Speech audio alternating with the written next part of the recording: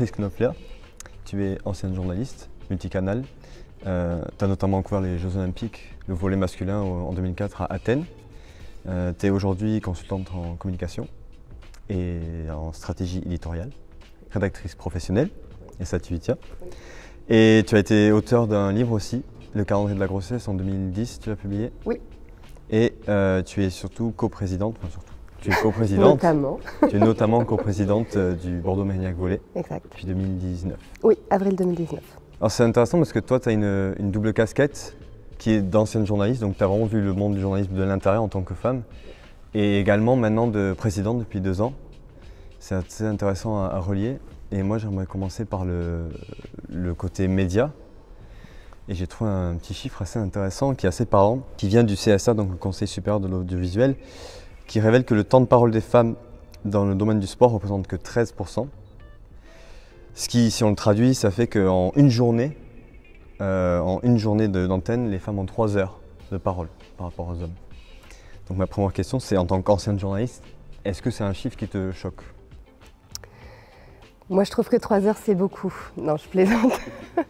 Alors, je trouve que c'est un chiffre qui est très révélateur d'une réalité des rédactions et des rédactions sportives qui sont encore essentiellement peuplées par des individus de sexe masculin qui sont majoritairement entre eux et qui ont pour habitude, en s'en rendant compte ou pas, mais je crois qu'en ce moment ils sont un peu plus en train de s'en rendre compte, de traiter uniquement ce qui les concerne et les intéresse, à savoir le sport masculin. Et il y a comme une forme de... C'est vraiment une habitude qui a été très peu remise en question, de traiter le sport entre hommes et le sport masculin exclusivement, ou quasiment exclusivement. Donc ce chiffre, évidemment, ne me surprend pas. Est-ce qu'il m'agace ? Je pense vraiment qu'il est révélateur d'une réalité qui a besoin d'évoluer. Mais dans un sens, est-ce que par exemple pour toi c'était également le cas des fois? Parce que toi tu as fait beaucoup d'écrits, mais tu as fait aussi un peu de... Oui, j'ai travaillé aussi en télé, notamment sur le sport à Eurosport France. Mais j'ai commencé en presse écrite et mon deuxième poste de journaliste professionnel était notamment sur un poste de titulaire au service des sports. À l'époque, c'était à la Nouvelle République du Centre-Ouest et j'étais la seule femme. Et donc je travaillais avec 3 journalistes titulaires et un pool de pigistes, c'était à peu près une vingtaine, et ce n'était que des garçons. Donc j'étais vraiment une exception à ce moment-là. Et ça, c'était au tout début des années 2000. Donc c'était vraiment pas répandu. Et donc ça aussi, c'est très révélateur. À l'époque, moi, je me sentais un peu seule, mais en même temps, ça occupait pas non plus mon quotidien de me dire que je me sentais seule. Moi, j'étais là pour bosser quand même. Hein. On peut aller sur la prochaine question, qui est le syndrome de l'imposteur. Ouais. Est-ce que toi, tu as déjà vécu un peu ce syndrome-là ? C'est quelque chose qui, oui, je pense, est très ressenti par les femmes parce qu'on n'a pas de légitimité naturelle à être là où on est dans un cadre professionnel. Et notamment dans un cadre professionnel où on n'est pas dans des métiers traditionnellement, et là je mets quand même beaucoup de guillemets, réservés aux femmes.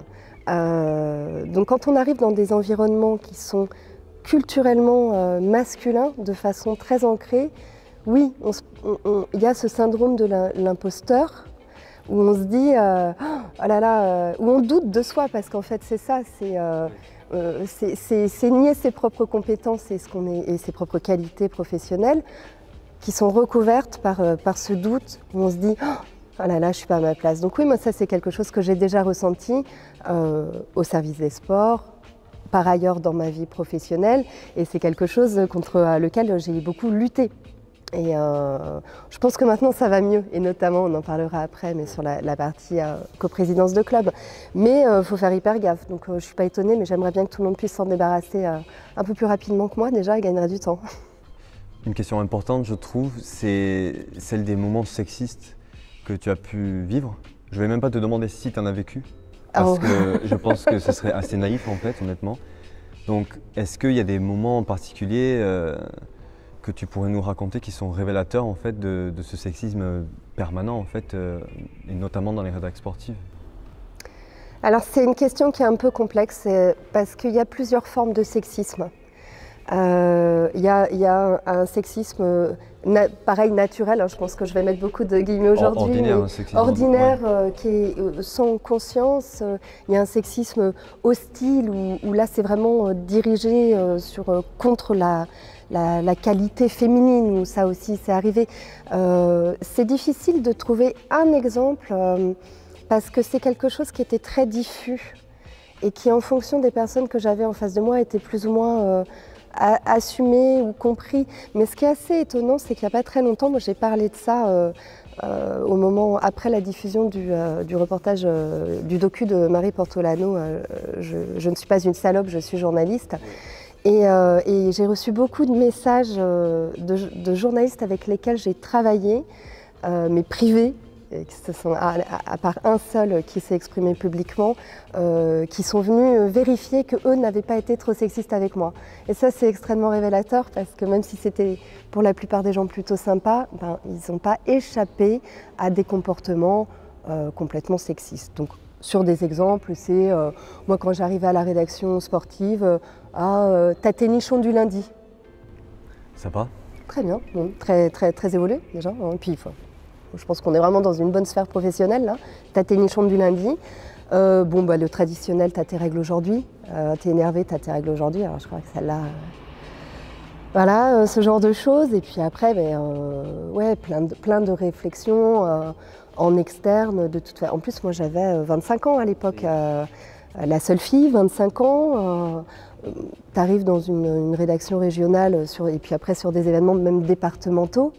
T'as rien à foutre là. Enfin, dans le regard des gens et de tes interlocuteurs, t'es la stagiaire, quoi. Donc, sauf que non, t'as ta carte de presse, c'est écrit dessus. Donc, t'es toujours obligé de le prouver 1000 fois plus, quoi. Question très globale. Quel constat, toi, tu fais aujourd'hui du traitement médiatique en général? Du sport? Du sport, oui. Moi, il y a quelque chose qui me choque énormément. Et je crois que c'est vraiment quelque chose qui est assez basique. C'est qu'on parle de sport d'un côté et on parle de sport féminin de l'autre. Et ça, c'est quelque chose que je trouve totalement ahurissant. Et pour moi, le nœud du problème est vraiment là, déjà, c'est dans les termes qu'on emploie. Le fait qu'on n'ait pas besoin de préciser que c'est du sport masculin quand il est pratiqué par des hommes, alors qu'on parle de sport féminin quand il est pratiqué par des femmes. Déjà, ça, c'est pas normal. Soit on parle de sport, soit, si on décide de genrer la façon dont on parle de sport masculin et on parle de sport féminin. Moi, quand j'entends sur le service public, sur la radio publique, qu'on parle de foot ou de rugby et qu'on ne me précise jamais si c'est masculin ou féminin, dans une mission de service public, en plus, je trouve ça absolument scandaleux. C'est quelque chose de très ancré. Donc le traitement médiatique du sport au féminin, forcément subit ce déséquilibre-là parce qu'il est déjà stigmatisé en tant que féminin. Et c'est un très mauvais point de départ. J'ai une chose plus ou moins drôle, on va dire, à te montrer, qui est ça. C'est la une de l'équipe il y a quelques semaines. Pour mettre les choses en contexte, le PSG et l'OL s'étaient affrontés en quart de finale de la Champions League féminine. Et l'OL a été éliminée. Première depuis 5 ans, sachant qu'elles ont gagné 5 fois d'affilée la compétition. Je me suis empressé d'aller au tabac pour voir un des journaux, donc j'ai choisi l'équipe. On voit beaucoup de personnages masculins. Tout en haut, on a Paris renverse les légendaires, sans photo. Et juste à côté, ici, on a un match lambda de la Ligue 1 masculine. Et je rajoute aussi que c'est page 16-17. Quelle réaction tu as quand tu vois ce genre de choses, de traitement médiatique par rapport au sport féminin? Je pense qu'il y a beaucoup de choses qui sont dites sur cette une que tu montres parce que, tu vois déjà, c'est juste ce qu'on vient de dire, Ligue 1, point. On ne précise pas que c'est du foot masculin. À côté, effectivement, tout petit, on a Ligue des champions femmes. Ah oui, parce qu'il ne faudrait pas quand même... Voilà, déjà, le problème, évidemment, c'est de préciser que c'est féminin quand ça l'est et de ne pas préciser que c'est masculin quand ça l'est. Ça, vraiment, moi, c'est quelque chose qui me rend à la limite de folle de rage. Je ne supporte pas ça parce que c'est de là que partent après toutes les inégalités de traitement médiatique qu'on retrouve sur ce journal, sur cette une, de reléguer un événement sportif d'une dimension qui ne vaut pas moins que celle d'un événement sportif pratiqué par des hommes. Ça ne vaut pas moins. Moi, je veux qu'on m'explique, et je n'ai jamais de réponse à ça, j'ai en tout cas pas des réponses qui me conviennent. Je veux qu'on m'explique cette différence de traitement médiatique entre le sport masculin et le sport féminin. Il n'y a rien qui le justifie. L'équipe, oui, mais il n'y a pas que, parce que c'est valable pour tous les journaux et tous les sites et tous les médias de traitement du sport commettent tous exactement la même chose. Et pourquoi? Tout simplement parce que dans les rédactions, ce sont majoritairement des hommes qui s'adressent à des hommes et qui ne se posent même pas la question d'un lectorat qui serait féminin. Pourquoi considérer la pratique féminine quand de toute façon on est très bien dans cet entre-soi masculin? Ça, c'est quelque chose qui est quand même, encore une fois, très ancré, c'est culturellement ancré. Alors ça évolue, mais ça prend encore beaucoup de temps et moi je veux qu'on m'explique. Et c'est aussi quelque chose que je défends ici à Bordeaux au niveau local, je veux qu'on m'explique cette inégalité de traitement. Et qu'on ne vienne pas me sortir que c'est une question de licencier ou que sais-je, parce que ça c'est des conneries et on le sait très bien. Et je vais faire l'avocat du diable, mais beaucoup avancent, parce que j'ai eu beaucoup de discussions moi aussi à ce propos-là, et il y en a beaucoup qui avancent que c'est le facteur financier, c'est le facteur revenu. Si on ne met pas le PSG en une, on n'achète pas le journal. Ouais. Comment ça te fait réagir ça? Alors, moi je crois qu'en fait, il y a vraiment un problème de point de vue. Et que c'est sûr que si on reste sur une explication extrêmement datée comme celle-là, on ne risque pas d'évoluer beaucoup. La question, on dit souvent, moi je l'ai aussi souvent cette conversation, on dit « Ah ouais, mais en fait le lectorat, c'est des hommes donc ils veulent qu'on leur parle de sport de mecs. » Ouais, mais la responsabilité de journaliste, c'est quoi? Moi je peux en parler, j'ai été journaliste pendant longtemps, j'ai pas de syndrome de l'imposteur là-dessus, tu vois. Enfin,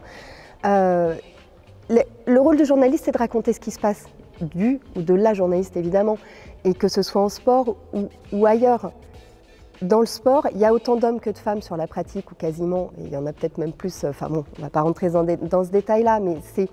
Donc il faut raconter la réalité des choses, qu'on ne vienne pas me sortir que le lectorat attend quelque chose quand on a la responsabilité de ce qu'on délivre à ce lectorat. C'est une fausse excuse, ça. On ne peut pas passer son temps à se cacher derrière son petit doigt parce qu'on vous voit, quoi. Alors je sors mon portable parce que sur notre Instagram, il y a à peu près une semaine, on a mis en ligne une vidéo parlant de cette une justement. Et il y a surtout eu beaucoup de commentaires. Et je vais t'en lire quelques-uns qui sont très flatteurs, bien évidemment. Alors, j'enlève les fautes d'orthographe. Foot féminin, moins de niveau, donc moins spectaculaire, donc moins de spectateurs. Premier commentaire. Un autre commentaire. Peut-être parce que ça intéresse moins les lecteurs de l'équipe, tout simplement. Un dernier, pour le fun, je vais dire, juste parce que personne n'en a rien à foutre. Bon. On en pense quoi de ça? On en pense que c'est très instructif. Clairement. Oui, on en pense qu'on va essayer de voir quelque chose de positif dans ce marasme de crétinerie vraiment abyssale, mais c'est aussi c'est les réseaux sociaux. J'imagine que ces individus s'expriment sous pseudo, hein, ils ne sont pas venus avec leur petit prénom et puis leur petit nom de famille pour assumer leurs propos complètement débiles, mais bon, on le sait déjà, donc on n'est pas déçus. Moins spectaculaire, mais moins spectaculaire par rapport à quoi en fait? Parce qu'à partir du moment, et là c'est extrêmement révélateur, c'est que si la norme est le sport masculin, et c'est le cas en fait, quand il dit ouais mais c'est moins spectaculaire et ça va moins vite. Moi quand on me demande encore aujourd'hui, est-ce que le volley masculin et le volley féminin c'est la même chose? Moi j'ai juste envie de répondre, oui très bien, alors bienvenue dans les années 50 et encore, c'est pas cool pour les années 50, parce que c'est complètement, cette vision des choses qu'on retrouve dans les commentaires là, c'est la norme étant la pratique masculine du sport, tout ce qui n'est pas, la pratique féminine est forcément comparée. Est-ce qu'à un moment on peut faire un tout petit effort qui ne nécessite pas beaucoup de mobilité intellectuelle, hein, c'est juste correspondre à la réalité du monde dans lequel nous vivons. Il y a des femmes, il y a des hommes, pour faire simple. Voilà. chacun fait du sport, aucun des deux n'est la norme. Aucun des deux ne représente une norme. Donc on ne doit pas comparer la pratique féminine et la pratique masculine. C'est du sport et c'est tout. C'est ça aussi le nœud du problème, de toute cette inégalité de traitement. Après, pour le reste, rien à dire. Très bien. Dernière question sur cette section-là. Comment les médias, aujourd'hui, peuvent faire pour concrètement faire avancer les choses? Alors, je pense que déjà avoir une conscience du traitement égalitaire serait une très belle avancée. Je ne veux pas stigmatiser les médias qui le sont beaucoup par ailleurs, parce que y a des journalistes qui font très bien leur boulot, il y en a qui le font vraiment beaucoup moins bien. Ça n'est que mon point de vue, mais bon, je pense que c'est quand même pas très compliqué à constater si on s'intéresse un peu au sujet.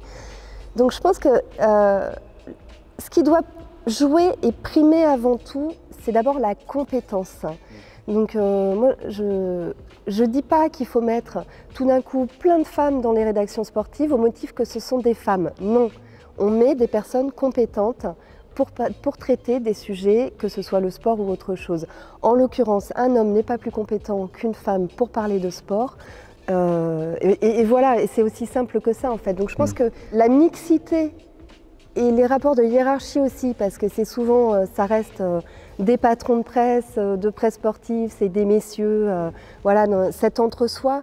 Ouvrir aussi, parce qu'on parle de quoi? On parle de sport. Le sport, c'est quoi? C'est quelque chose qui touche tout le monde, toutes les classes, tous les individus, les filles, les garçons, les hommes, les femmes, tout le monde, pour peu qu'on s'y intéresse, est concerné par le sport. C'est quelque chose qui fait partie aussi de la société dans laquelle on vit et qui participe aussi à sa joie ou à ses errances, hein, parce que oui. Ça dépend.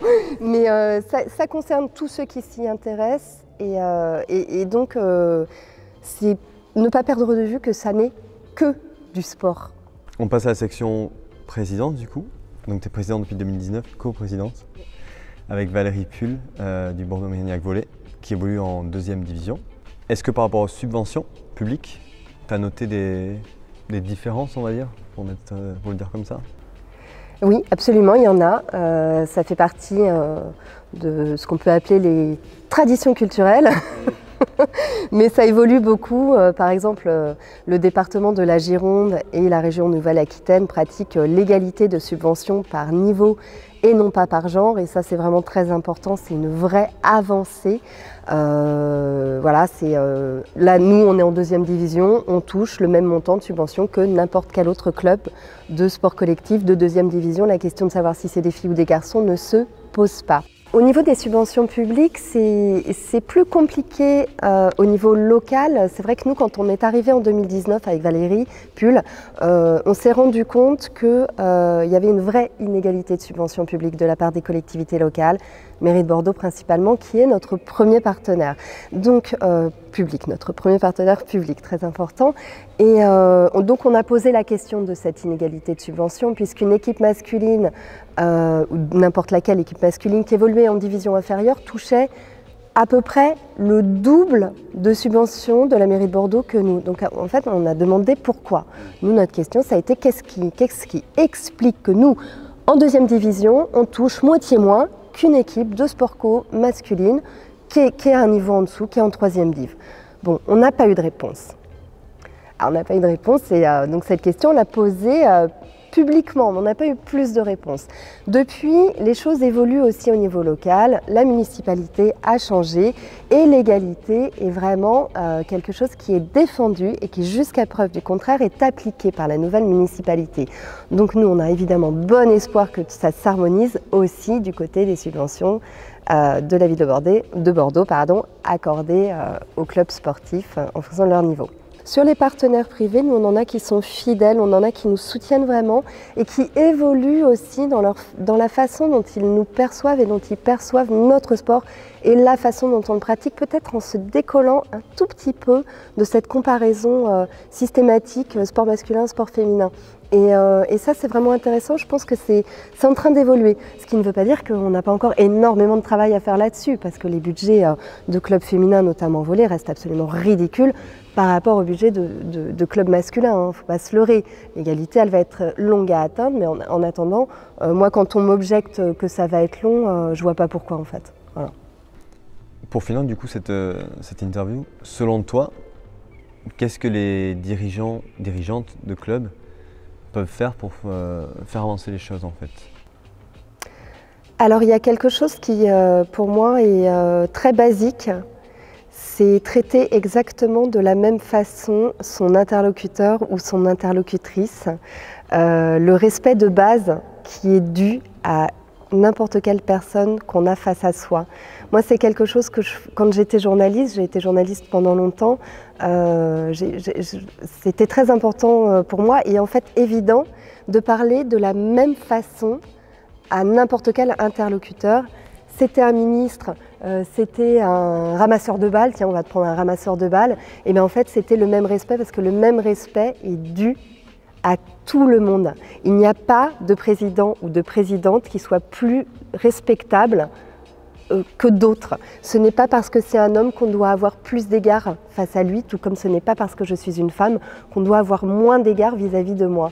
Je pense que c'est ça en fait qui est important de la part des dirigeants de club et des dirigeantes, c'est déjà de se traiter d'égal à égal, parce que c'est ce qu'on est. Et c'est ce qui permettra aussi d'amener peut-être plus de femmes sur ces postes de dirigeantes, parce qu'on en a besoin, parce qu'on sait très bien, c'est pas une découverte, les hommes et les femmes ne fonctionnent pas exactement de la même façon. Moi, je suis très attachée au fait qu'on travaille ensemble, mais il faut d'abord se respecter. Je constate au quotidien, que ce soit dans ma vie professionnelle ou en tant que dirigeante de club, que le respect n'est pas acquis pour moi et que je dois le défendre, ni pour moi, ni pour mes joueuses d'ailleurs. On le défend, je reste absolument convaincue qu'on va y arriver. J'aimerais bien que ce ne soit pas un combat acharné, mais malheureusement on est obligé d'en passer par là. Mais voilà, je pense que c'est d'abord se respecter les uns les autres et ne pas considérer que le sport masculin est une référence par rapport au sport féminin. Nous défendons le sport et encore une fois, nous ne faisons que du sport. Il n'y a pas mort d'homme, il n'y a pas mort de femme. Voilà, que chacun reste à sa place. Merci Béatrice d'être venue et d'avoir accepté de parler de ces choses-là en tant que journaliste, ancienne journaliste et présidente de club. Mais merci pour l'invitation, c'était très intéressant. Merci.